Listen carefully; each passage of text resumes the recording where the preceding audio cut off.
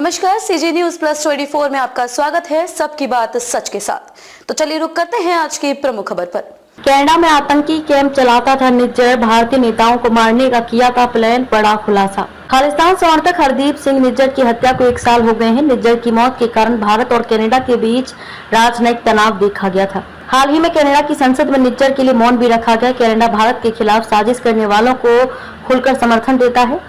Canada human rights और अहिंसा की बात करता है, लेकिन अब एक रिपोर्ट ने निज्जर की पोल खोल दी है जो दिखाता है कि कनाडा के दोहरे मापदंड हैं। इस रिपोर्ट में बताया गया है कि कैसे निज्जर भारत को तोड़ने के लिए खुलेआम जंग की बात करता था और ट्रेनिंग देता था। द ग्लोबल एंड मेल की रिपोर्ट में कहा गया है कि निज्जर खालिस्तान बनाने के लिए लोगों को भड़काता था। साल 2021 में उसने एक भाषण में भारत के खिलाफ हथियार उठाने का आह्वान किया था। उसने कहा कि हमें तलवारों की धार पर नाचना होगा। इसके अलावा उसने उन सिखों के प्रति गुस्सा भी दिखाया जो खालिस्तान बनाने का समर्थन नहीं करते हैं, लेकिन इसके अलावा उसने उन सिखों के प्रति गुस्सा भी दिखाया जो खालिस्तान बनाने का समर्थन करते हैं लेकिन इसके राजनीतिक हल की बात करते हैं। निज्जर ने कहा था कि हमें उन्हें पीछे छोड़ने की जरूरत है, इस तरह हमें क्या न्याय मिलेगा। कब कनाडा पहुंचा निज्जर? रिपोर्ट में निज्जर की पूरी जीवनी बताई गई है। इसमें कहा गया है कि वह किसी मामले में दोषी नहीं पाया गया लेकिन हिंसा को बढ़ावा देता रहा। निज्जर 1997 में टोरंटो आया। अदालती दस्तावेज के मुताबिक उसके पास रवि शर्मा नाम का एक जाली पासपोर्ट था। उसकी दाढ़ी कटी हुई थी। निज्जर ने अधिकारियों को बताया कि उसने 18 महीने हिरासत के बाद छिपकर बिताए, लेकिन असल में वह यूरोप भाग गया था।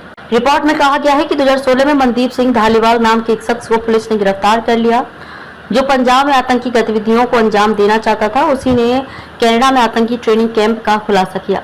आतंकी कैंप चलाता था निज्जर। रिपोर्ट के मुताबिक धालीवाल निज्जर का करीबी था और शिवसेना के नेताओं को निशाना बनाने की प्लानिंग कर रहा था।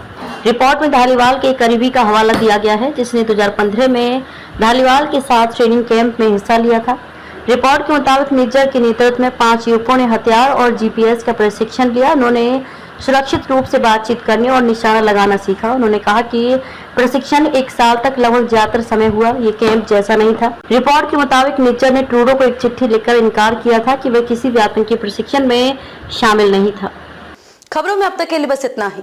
फिर होगी आपसे मुलाकात ऐसी ही किसी बड़ी और खास खबर के साथ। तब तक के लिए नमस्कार और देखते रहिए सीजी न्यूज प्लस 24।